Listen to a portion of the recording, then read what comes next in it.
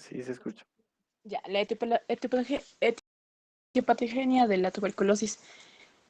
Eh, basta que se vayan inhalado 3 bacilos para que vaya a iniciar una infección por tuberculosis. Esos bacilos van a llegar hasta los alvéolos, donde van a iniciar un proceso inmunológico.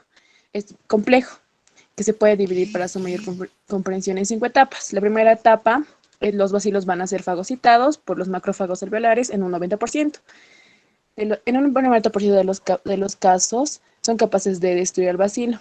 Esto va a depender de la capacidad de la capacidad micro, microbiosidad del macrófago y de la virulencia del bacilo. Pero en el porcentaje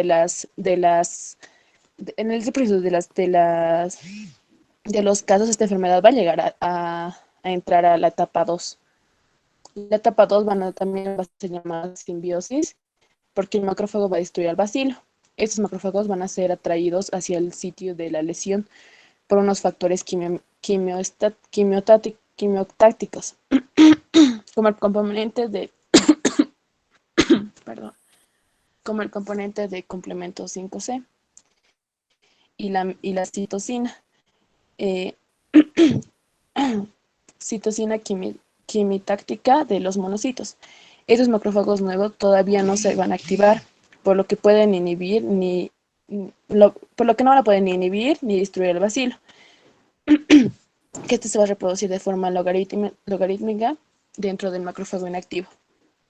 La etapa 3 va a ser más que todo que los macrófagos van a presentar bacilo, van a ser más, va a ser van a presentar bacilo con un mayor complejo de histocompatibilidad de clase 2 y a su vez va a ser una forma de complejo con los receptores de su superficie de membrana linfocito T, secretándose,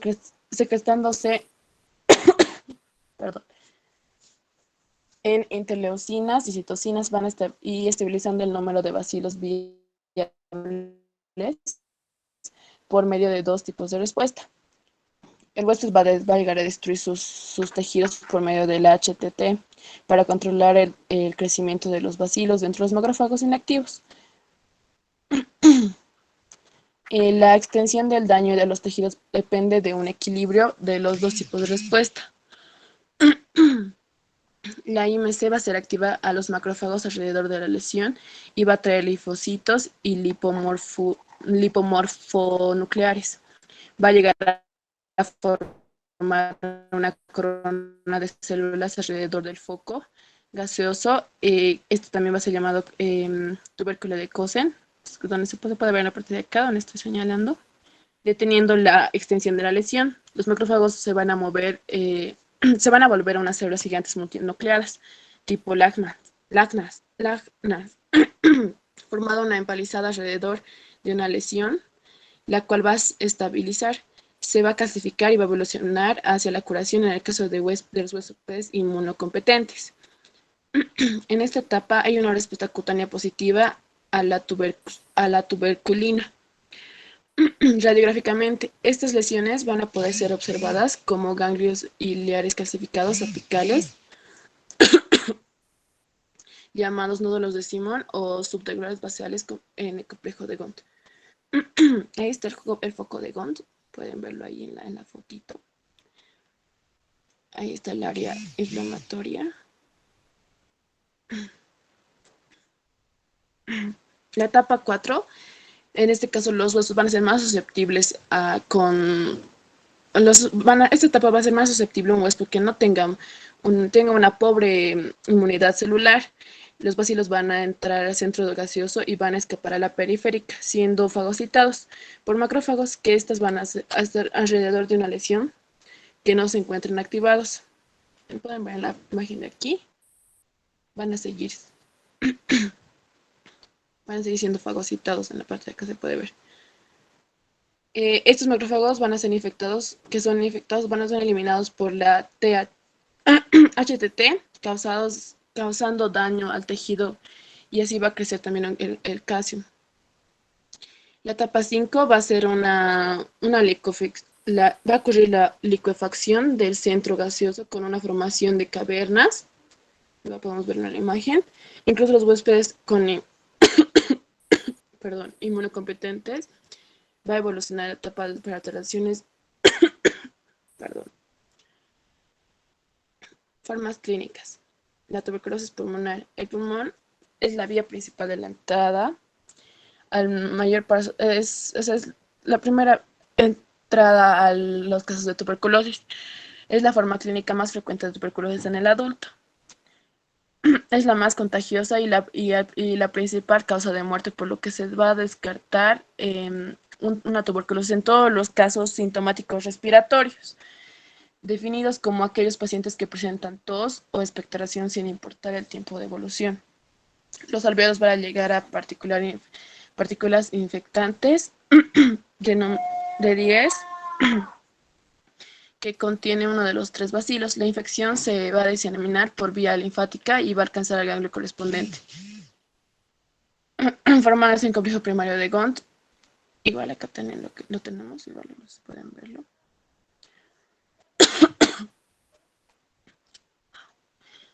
Que en la mayoría de los casos se va a llegar a curar y se va a calcificar.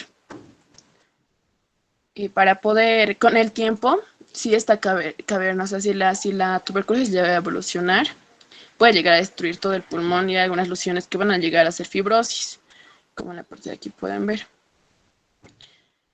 Van a llegar también a formar bronquiestasias y en ocasiones diseminación basilar, por lo que puede producirse una neumonía gaseosa y un síndrome de inmunodeficiencia, insuficiencia respiratoria progresiva del adulto. En las formas progresivas, en un mismo pulmón pueden coexistir diferentes tipos de lesiones, nódulos, cambios exudativos y cavernas y fibrosis. Para poder realizar un diagnóstico microbiológico, va a ser fundamental una adecuada recolección de muestras. Se debe evitar la saliva y las secreciones rinofaringias. Debe ser directamente del espruto, debe recogerse en 3 días sucesivos. Y cuando el enfermo no expectora, hay que recurrir a la obtención de muestras mediante un lavado bronquial o un lavado gástrico en el caso de niños.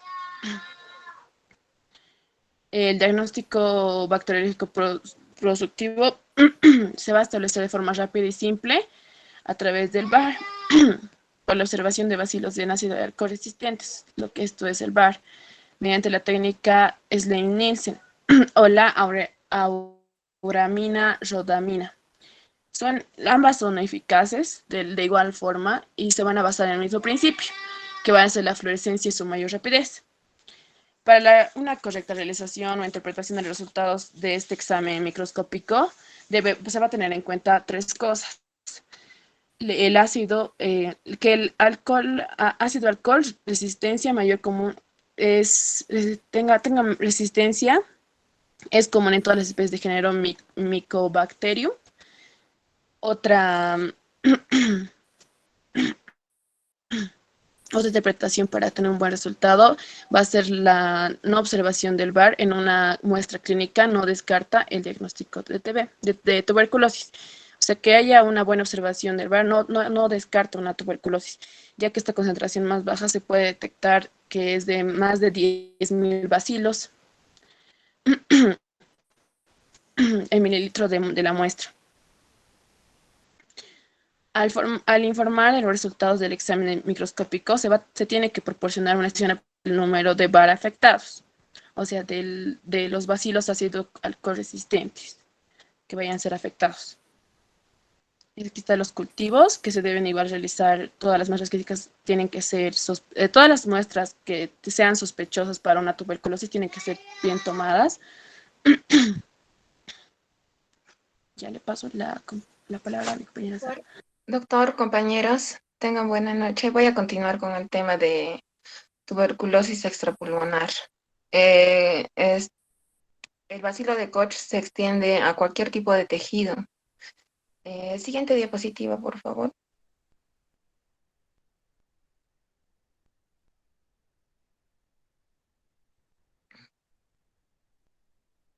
Bien, primero les voy a mostrar algo de estadística, donde en un estudio de tuberculosis en New York City en el año 2018 nos muestra la situación de 1.460 pacientes, donde indica que solo la TBC pulmonar representa un 68.4%, solo la TB extrapulmonar representa un 19.7%, que es lo que de lo que vamos a hablar ahora, y en conjunto lo que es la TBC pulmonar y extrapulmonar representa un 12%.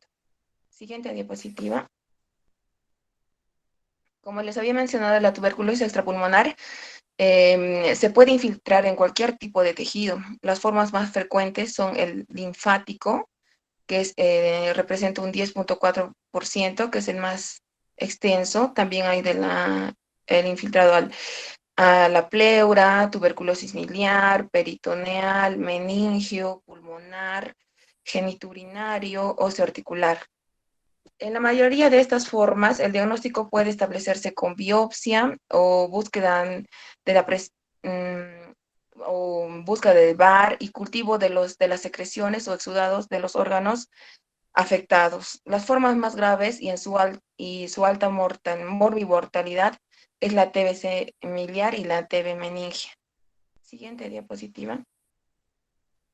Bueno, las vías de diseminación son las linfohematógenas, la hematógena, la por contigüidad y la intracanalicular. Por la vía linfohematógena podemos encontrar la ruta normal, la ganglionar, renal, adrenal, ósea, meningoencefálica, ganglionar intraabdominal, genital femenina.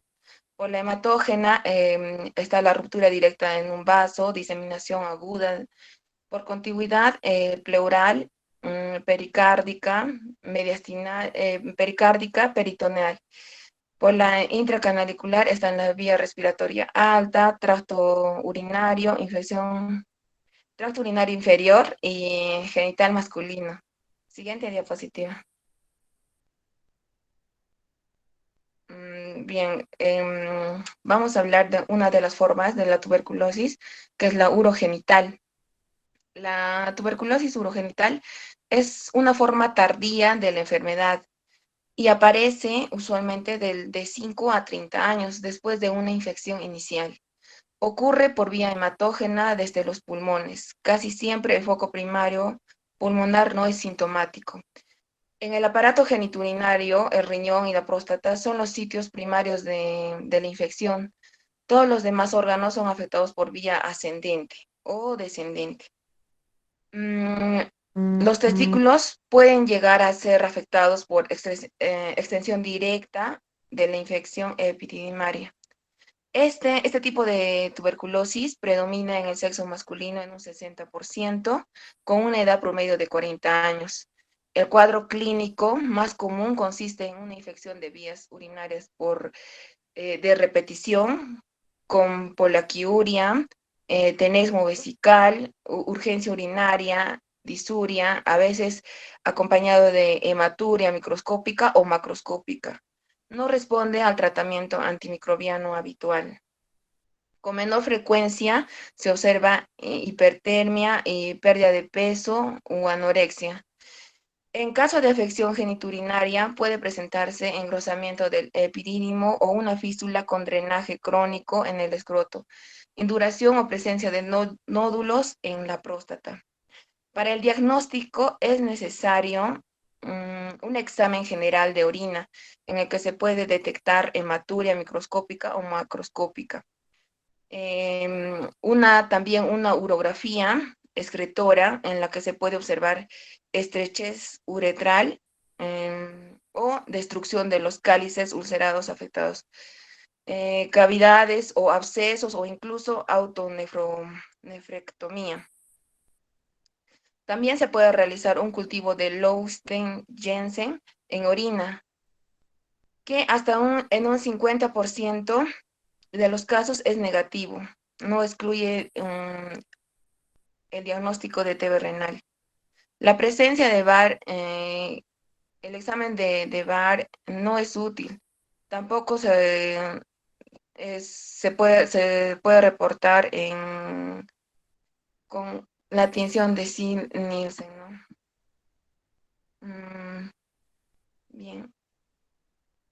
El PCR en orina dan falsos negativos y negativos. Por eso, en TB renal como todo un tipo de TB extrapulmonar, se recomienda realizar el diagnóstico basado en un cuadro clínico, los hallazgos radiológicos, bacteriología y respuesta terapéutica. Siguiente diapositiva.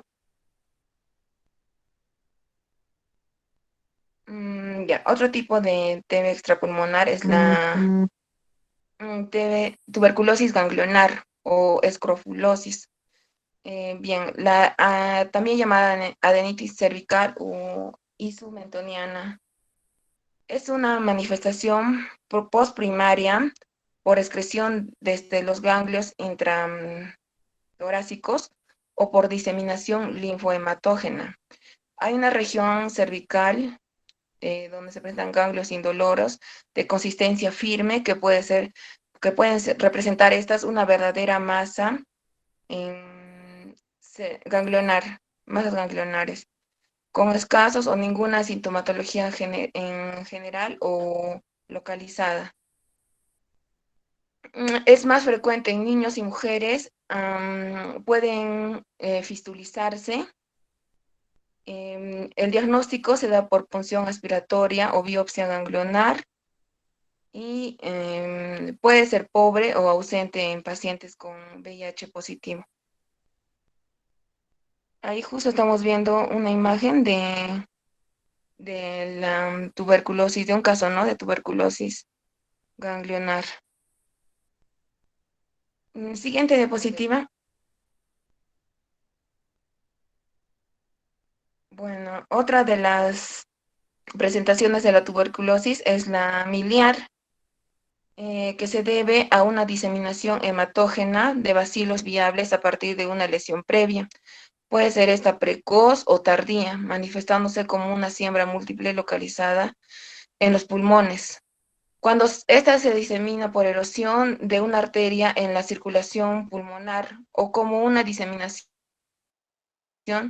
sistémica que puede afectar al hígado, vaso, riñones, médula ósea u otros órganos. Si el vaciamiento del material infectante ocurre en una vena pulmonar, la tuberculosis miliar tiene una incidencia del 8%. Sin tratamiento, la mortalidad es del 50%.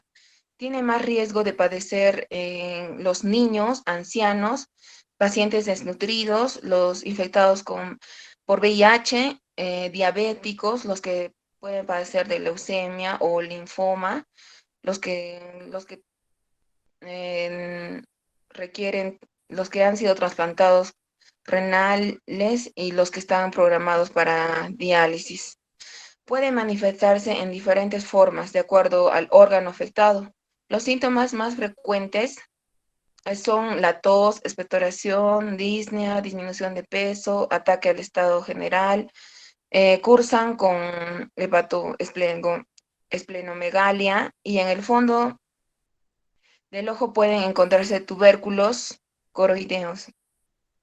Si se tiene afección del sistema nervioso central, puede debutar como un síndrome meningio o presentarse con disfonía progresiva si esta afecta la laringe. Siempre que se sospeche de la diseminación de hematógena, se debe explorar la existencia de signos y localizaciones extratorácicas, tales como el eritema nodoso, adenopatías y fístulas cervicales o submaxilares, presencia de afección osteoarticular, y cuando el enfermo presenta disfonía, se debe realizar una laringoscopía. En caso de hematuria sin dolor cólico o piuria, con orina estéril, se debe investigar también la afección renal. Bueno, las características morfológicas se presentan nodulillos de 1 o 2 milímetros múltiples que pueden presentarse en grandes o pequeños, y en la microscopía se pueden observar gránulos productivos o gaseosos.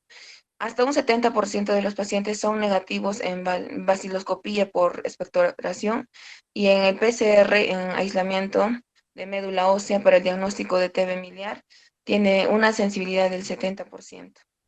Voy a dar pase a mi compañera.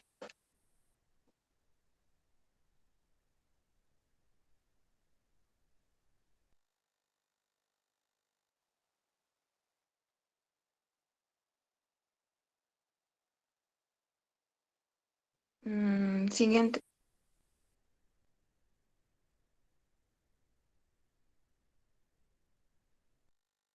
Buenas noches, doctor. Buenas noches, compañeros. Yo les voy a hablar sobre tuberculosis meningia. Bueno, podemos decir que la tuberculosis meningia es una de las formas más graves de tuberculosis y es considerada por su alta morbimortalidad.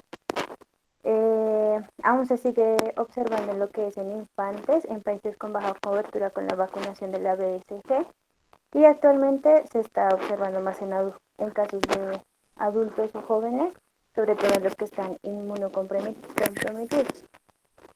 Se puede decir que representa el 1% de todas las formas de la tuberculosis. Siguiente.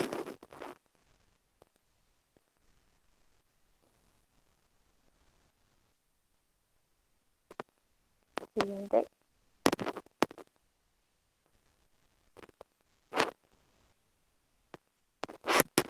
Ya, vamos a hablar sobre la evolución. Realmente la tuberculosis va a formar parte de lo que van a ser diseminaciones de hemotógenas postprimarias, van a ser precoces de lo que va a ser la tuberculosis y va a estar acompañado de una siembra miliar concomitante.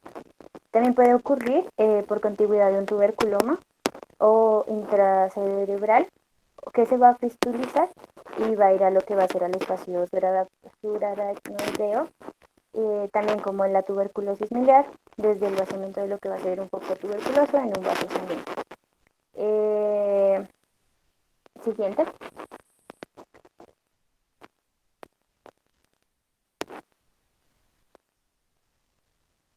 Vamos a hablar de lo que son las características de la tuberculosis meningia. La tuberculosis meningia se va a caracterizar por lo que va a ser la producción de un exudado espeso, gelatinoso, que se va a depositar lo que va a ser en la base del cráneo y esta va a interferir con la circulación del líquido cefalorraquídeo, produciendo lo que va a ser hidrocefalia. También va a provocar parálisis de los nervios craneales. También se va a infiltrar en la pared de los vasos meningios y corticales, vasculitis, va a provocar también infartos cerebrales, así como lo va a hacer en el edema cerebral. Siguiente.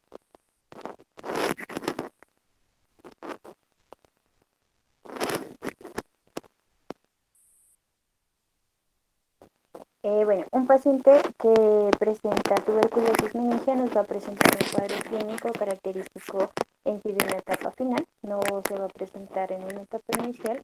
Los síntomas iniciales de pronto son insidiosos y no específicos, lo que explica que su diagnóstico realmente se hace en etapas tardías. Constituye como todas las formas extrapulmonares un problema de diagnóstico en sí por su escasa carga vacilar y siendo positivo el 100 Nielsen raramente es cuando se encuentra que es meningia. Podemos decir que los pacientes con tuberculosis meningia van a presentar lo que va a ser fiebre alta repentina, rigidez en el cuello, dolor de cabeza o cefalea intensa, también náuseas, vómito, confusión o dificultad para concentrarse, convulsiones, somnolencia o dificultad para caminar y lo que va a ser sensibilidad al olor. Siguiente. Como tratamiento, la quimioterapéutica de la tuberculosis comenzó en sí en 1944 con una demostración de la eficacia de la estreptomicina y aquí se llegó a creer que se podía erradicar la enfermedad, pero realmente en poco tiempo se observó que solo se recaía el 50%. En 1952 se desarrolla lo que va a ser un agente más eficaz que es la isoniazida, que esta coayuda a que la tuberculosis fuera curable en la mayoría de los casos. También se puede decir que hay resistencia a agentes antituberculosos y eso se va a describir años después en la utilización de lo que va a ser la estreptomicina. Actualmente se conocen fundamentos moleculares que inducen a la resistencia de estos fármacos. Siguiente. Bases bacteriológicas y farmacológicas. Siguiente. Bueno, la quimioterapia de la tuberculosis se va a basar en dos consideraciones bacteriológicas.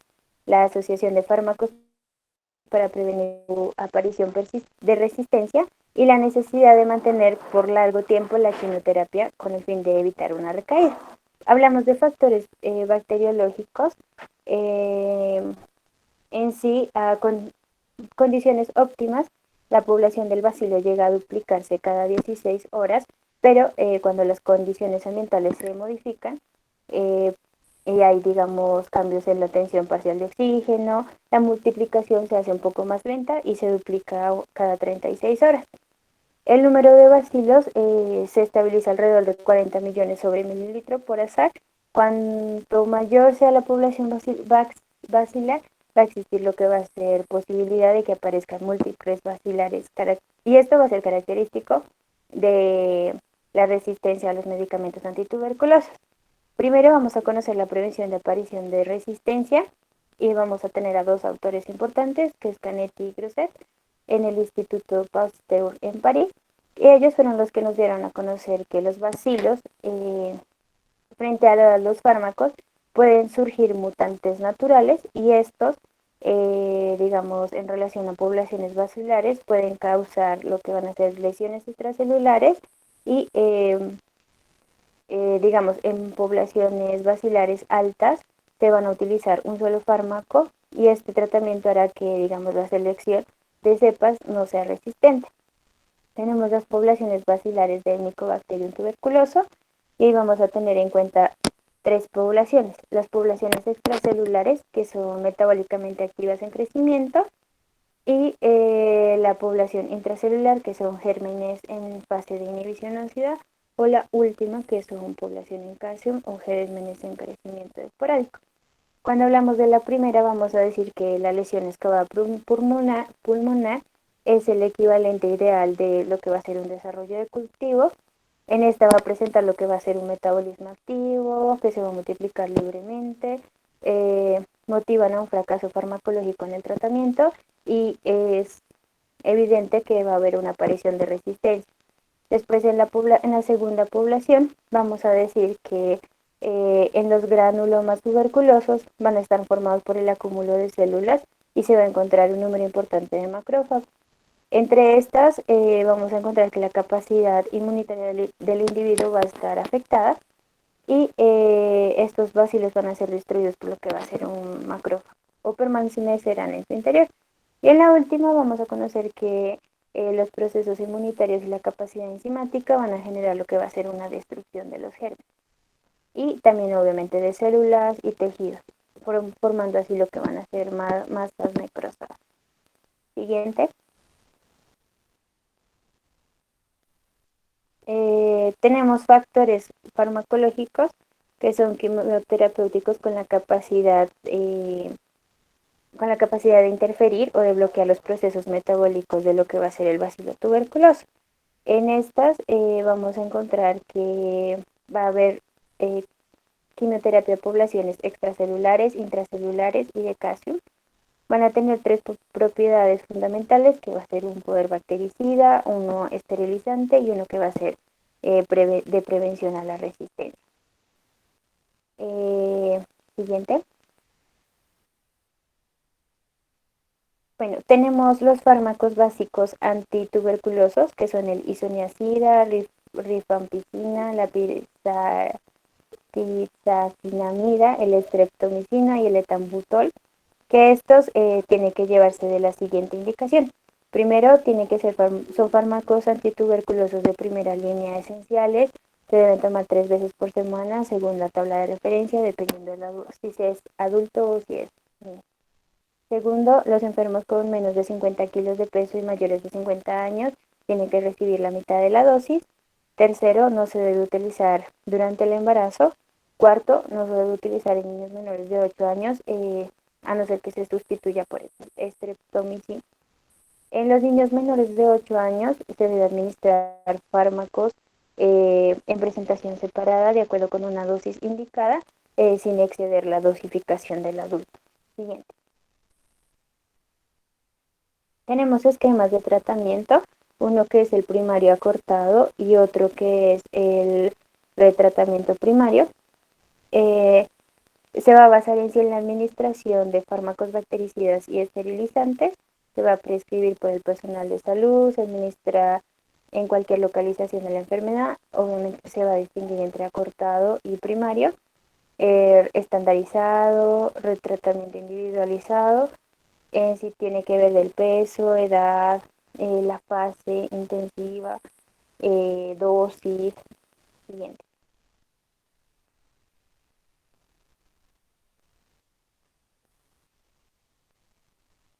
Siguiente. El diagnóstico, tenemos diversos tipos de diagnóstico, como ya lo han comentado mis compañeras, pero se ve cuando un paciente sospechamos que tiene tuberculosis, hay que analizar un examen físico, radiografía de tórax, prueba cutánea tuberculina, hemograma. También hay que tener en cuenta los pacientes que son fármacoresistentes, que hay que realizar lo que se debe hacer, un cultivo en presencia de bacterias resistentes a la isoniazida, la rifampicina o independientemente con otros fármacos. También hay que ver el retratamiento con medicamentos de segunda línea y obviamente todos tienen que estar avalados por el Comité Estatal de Farmacoresistencia. Antes de iniciar cualquier tratamiento se debe asegurar de la disponibilidad de fármacos antituberculosos. También los pacientes con adicción al alcohol y otras sustancias deben ingresar a tratamiento siempre y cuando se encuentren en una rehabilitación. Deben contar con una residencia fija.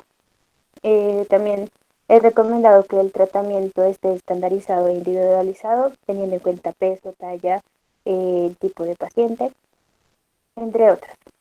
Y siguiente. Eso es todo. Muchas gracias, doctor, compañero.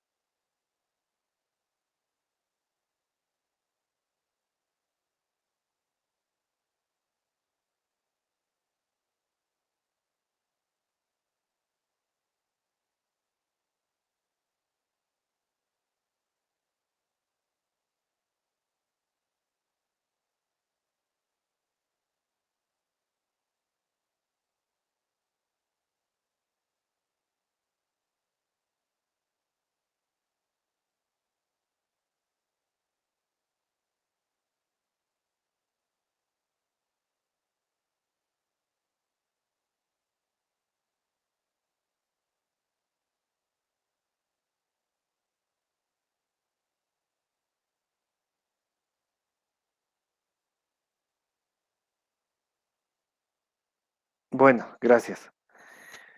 Eh, Mil disculpas, estaba en una llamada de emergencias con un paciente en la guardia que, bueno, ingresó en un estado crítico aparentemente. Bueno, felicitarles por la exposición. Tenemos ya digamos, un panorama básico de lo que es tuberculosis, pero quiero que se enfoquen en tuberculosis pulmonar como tal, no en tuberculosis extrapulmonares. La tuberculosis pulmonar tiene una gran connotación en nuestro medio. Eh, ¿Por qué?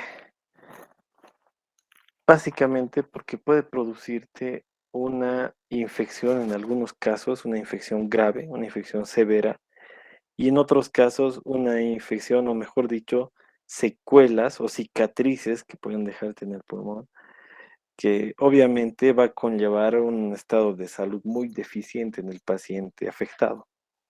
Entonces tenemos esas dos connotaciones, tuberculosis. Recuerden, tuberculosis producido por una micobacteria. La micobacteria tiene ciertas características morfológicas, tiene ácidos micólicos, el liporabino manano, que dentro de su estructura le confieren una gran protección, una gran resistencia a los fármacos convencionales, por así decirlo, para su tratamiento. Es por eso que el tratamiento es largo, ¿no? Son 6 meses aproximadamente, con varios antituberculosos, que eso lo vamos a ver con más detalle en la parte del tratamiento.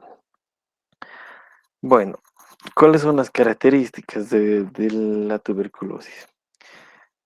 Clínicamente, o mejor dicho, comenzando con la parte de epidemiología, nosotros nos encontramos en una zona endémica, en la región.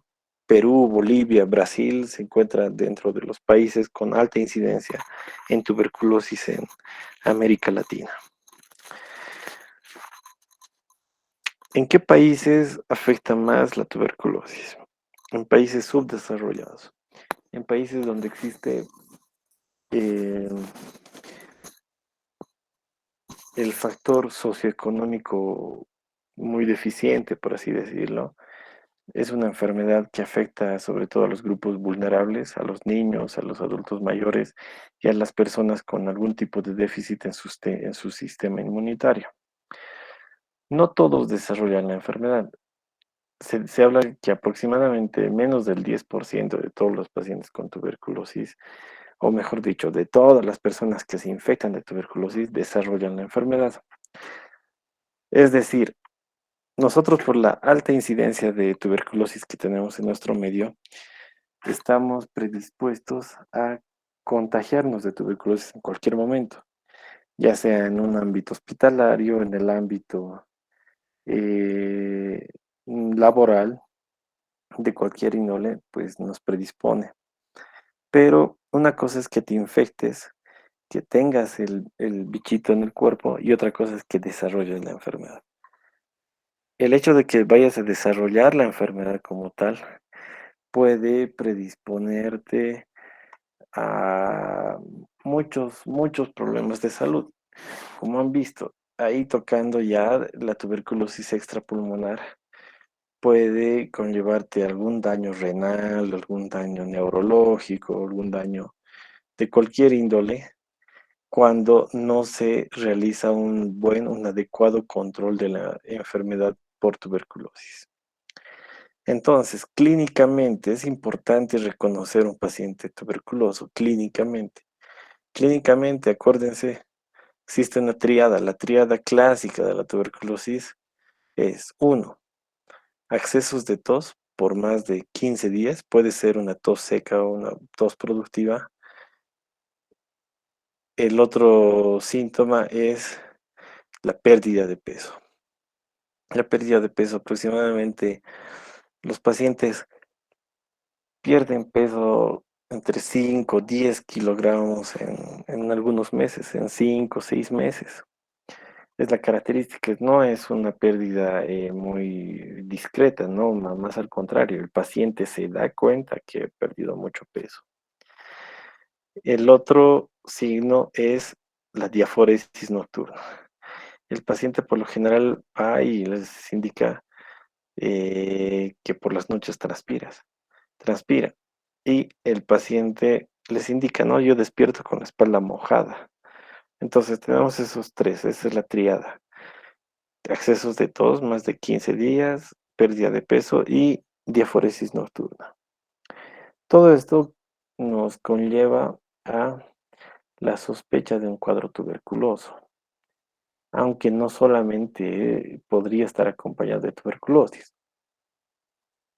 podría ser también relacionado como un diagnóstico diferencial, por ejemplo, el cáncer pulmonar. El cáncer pulmonar obviamente va a generar que el paciente esté tosiendo, que el paciente pierda peso por el tema del cáncer. Y la diaforesis, pues en algunos casos lo confunden la diaforesis con la fiebre, digamos, nocturna en los pacientes con cáncer y podría hacernos sospechar o realizar un diagnóstico diferencial. Pero por la alta incidencia de tuberculosis en nuestro medio, pues eh, eh, hay que sospechar primeramente en tuberculosis pulmonar. Muy bien. Tenemos clínicamente cómo vamos a poder sospechar de tuberculosis en un paciente. Muy bien, clínicamente ya sabemos, pues nos vamos al diagnóstico, a los tipos de diagnóstico. Tipos de diagnóstico, ¿qué tendríamos que hacer? Solicitar estudios de imagen, rayos X, tomografía, ¿por qué? Porque estos estudios nos pueden orientar si el paciente está cursando con alguna lesión a nivel pulmonar o nos pueden indicar o orientar si el paciente está cursando con algún tipo de secuelas o cicatrices pulmonares, porque recuerden que muchos de los pacientes tuberculosos no vienen de forma precoz a la consulta médica. Vienen cuando ya el cuadro está muy complicado, cuando está muy avanzado, cuando ya está el cuadro de forma crónica, ¿no? Cuando ya existen muchas secuelas y todo aquello. Y el otro método diagnóstico y el más importante, el que tienen que tomar en cuenta es el bacteriológico. El bacteriológico lo que hace es identificar mediante estudios bacteriológicos como, por ejemplo, el cultivo puede ser uno y el otro es la baciloscopía seriada de esputo. La baciloscopía seriada de esputo es un estudio sumamente importante porque es un estudio fácil, barato, de realizar y que nos pueda orientar un diagnóstico certero, ¿no? De forma segura y directa. Entonces, la baciloscopía se lo realiza en cualquier laboratorio ya, casi no es muy difícil de realizar el estudio y les puede conferir el diagnóstico. ¿Cuál es la limitante de la baciloscopía? La limitante es que es un estudio no muy confiable cuando tenemos resultados negativos. Es decir, si tenemos un paciente con alta sospecha por la clínica de que tiene tuberculosis y se solicita este estudio de baciloscopía, si el estudio sale negativo, pues no nos descarta del todo el diagnóstico de tuberculosis. Entonces, es por ello, es por ese motivo que nosotros no debemos confiarnos en la baciloscopía cuando el estudio es negativo. En ese caso, nosotros tenemos que optar por las medidas clínicas, las medidas epidemiológicas y todo aquello para hacer el diagnóstico. Muy bien. Entonces, ya saben, la vaciloscopia es sumamente útil cuando el resultado sale positivo, pero cuando sale negativo, pues no es del todo útil porque podrían haber sucedido algunas circunstancias en las que hayan aportado que esa prueba salga negativa, como por ejemplo que el paciente haya dejado muy mala muestra, no haya dejado expectoración o esputo como tal, sino solamente haya dejado una muestra salival en la que obviamente el resultado iba a salir negativo. Una vez realizando todo este tamizaje, se hace el diagnóstico con las pruebas. Les envié al grupo el manual de normas de tratamiento de tuberculosis aquí en Bolivia, donde aparecen las fases. Y aquí les va la primera tarea, bueno, sí, la tarea, por favor, para la siguiente clase.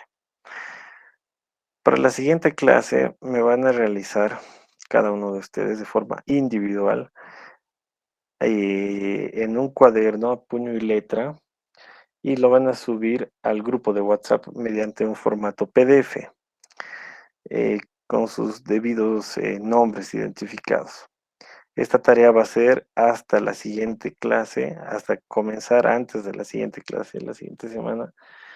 Y bueno, la tarea es poblaciones bacilares. Me van a averiguar todo lo que es poblaciones bacilares.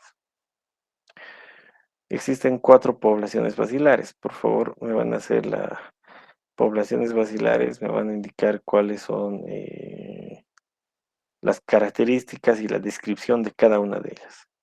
De la población de replicación rápida, la lenta, la intermitente y la latente. Esas 4 me van a indicar en la tarea.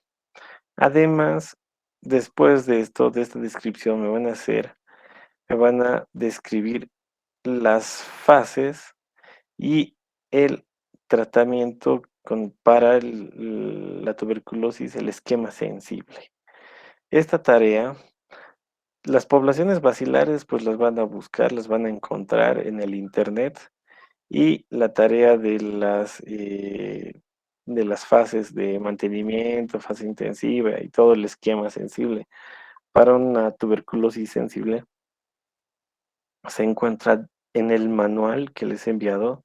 Es más, se encuentra justamente en los screenshots que les he enviado posteriormente a los manuales. Estos son prácticamente los lineamientos para iniciar el tratamiento antituberculoso como esquema sensible. Muy bien, entonces, ¿tienen alguna pregunta acerca de la tarea? Doctor, si es que me podría volver a aclarar, le entendí poblaciones bacilares, Exactamente, poblaciones las bacilares. 4 poblaciones bacilares y el tratamiento de la tuberculosis, ¿está bien? El tratamiento de la tuberculosis sensible.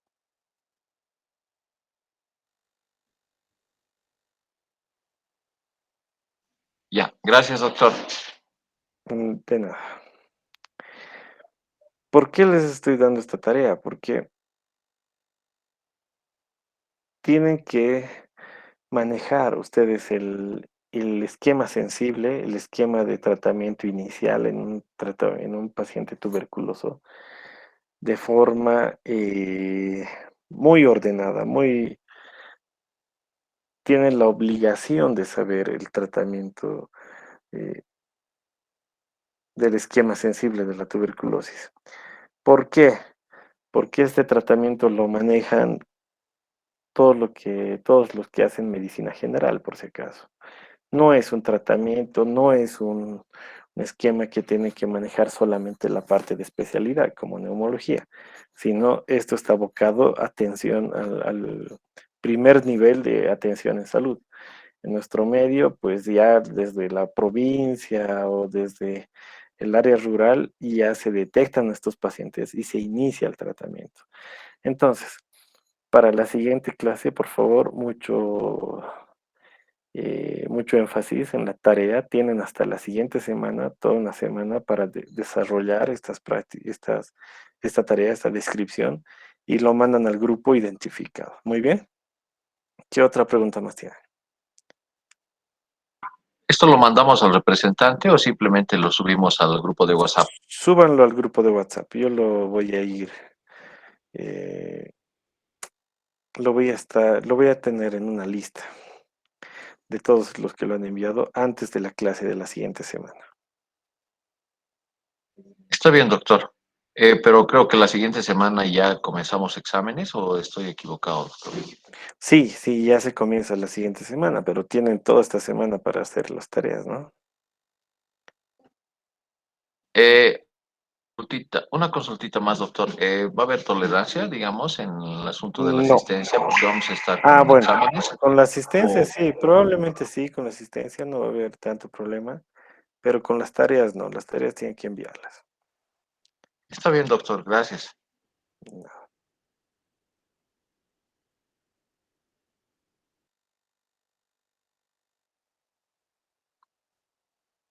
Bueno, Doctora, la siguiente clase vamos a exponer el otro grupo que le sigue.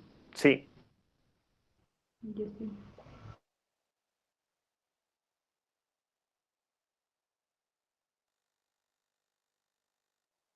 entonces les envío. Bueno, ahí está, ¿no? Su compañera Pamela lo subió, poblaciones bacilares y tratamiento de la TB sensible. Perfecto, muy bien, esa es la tarea.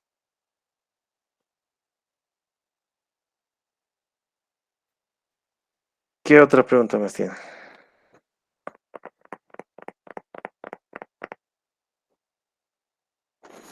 Todo está claro, doctor, gracias.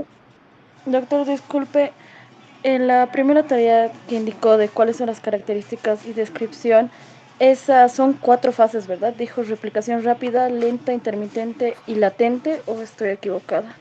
Sí, sí, sí, rápida, lenta, intermitente y latente, son las cuatro. Pero que Está bien, doctor, seguramente gracias. lo van a desarrollar y lo van a estudiar mejor en el internet, ¿no?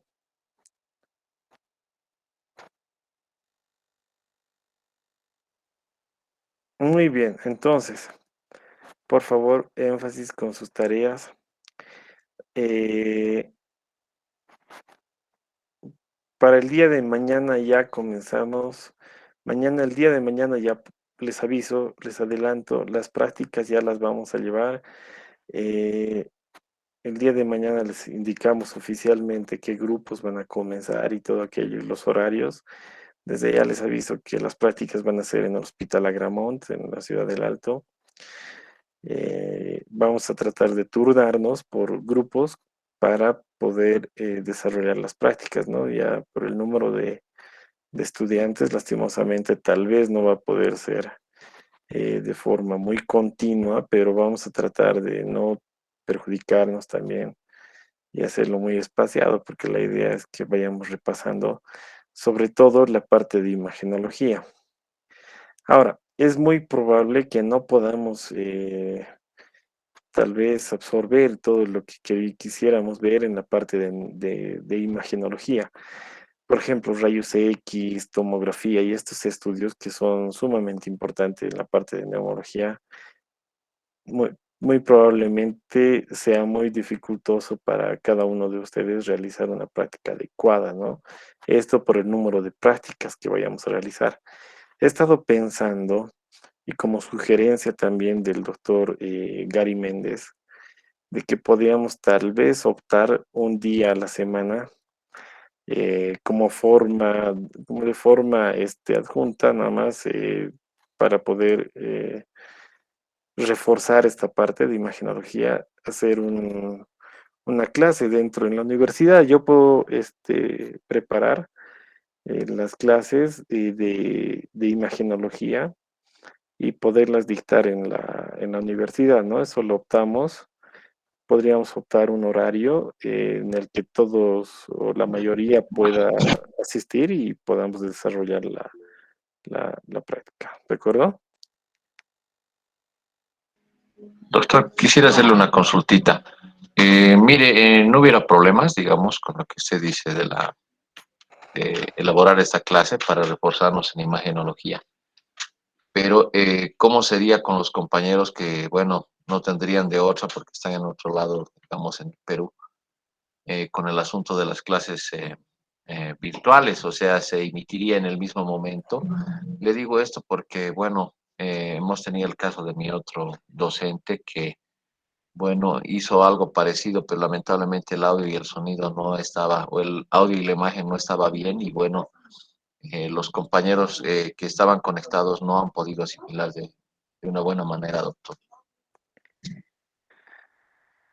Mm, podríamos ver la manera tal vez de grabar la clase y subirla después, ¿no? Va a ser, como tú dices, va a ser muy difícil tal vez tratar de tener la clase eh, en vivo, tal vez así, ¿no? Para todos, por muchos motivos, porque no, tal vez no vamos a tener el micrófono adecuado y todo aquello, pero bueno, esto también ya sale de mis manos, Nelson, ¿no? O sea, aquí existen alumnos que se han inscrito para las clases presenciales, en las que obviamente yo también tengo que priorizar su, su formación, ¿no? Y bueno, podemos tratar de grabar las clases para aquellos que han optado solamente por las clases virtuales, ¿de acuerdo?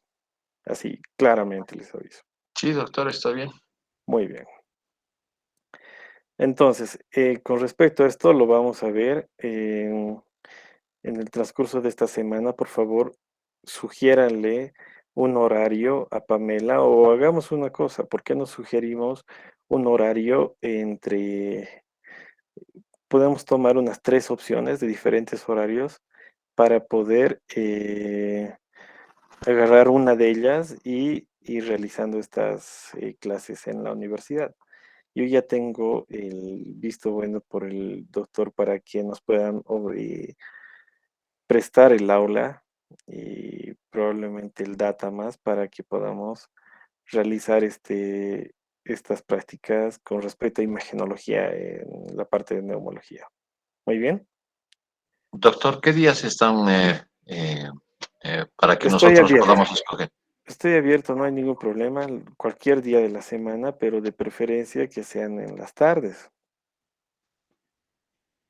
Ya, doctor, un fin de semana cree que se puede hacer, digamos, un Tal sábado, vez no sé qué podría dirán ser los un sábado en compañeros. la mañana, sí, podría ser un Sí, sábado en la mañana. si fuera temprano no hay ningún problema, así todos, digamos, se desligan.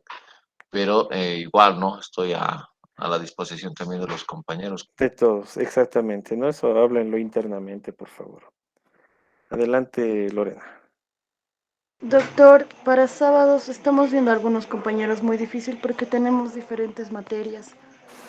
Bueno, como les digo, ahorita no estamos decidiendo el horario, ¿no? Esto háblenlo con Pamela y lo vemos ya internamente en el grupo. Si no es sábado, por diversas razones, pues escogemos cualquier día de la semana, ¿no?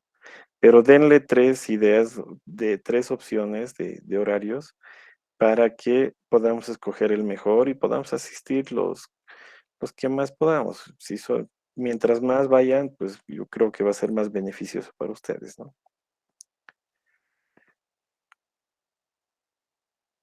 Está bien, doctor, gracias.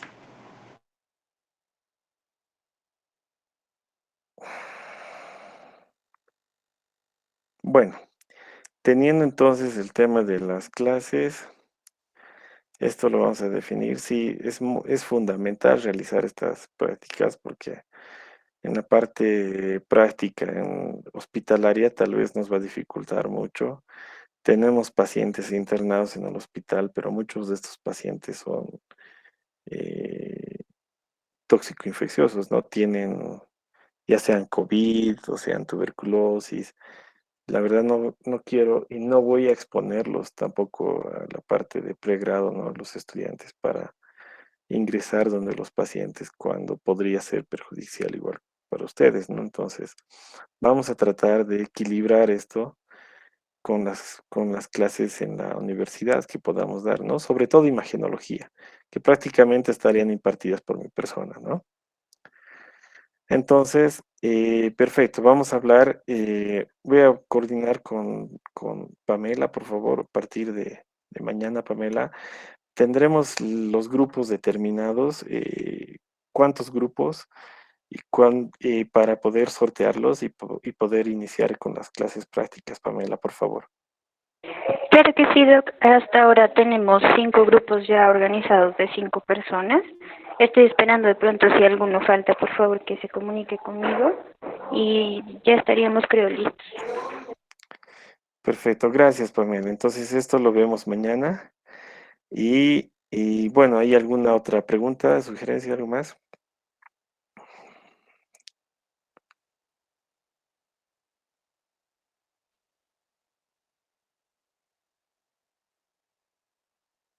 Bueno, Aparentemente no hay nada más. Por favor, queden entonces el tema del horario, den sugerencias y escojamos el que mejor nos pueda adaptar a toditos y en base a esto armamos tal vez las clases prácticas de imagenología en la universidad. Bueno, muchas gracias, buenas noches a todos los estudiantes, nos vemos en la siguiente clase. Buenas noches. Hasta luego, doctor. Buenas Gracias. noches. Hasta luego. Hasta luego. Hasta luego, doctora. Señor doctor. Doctor.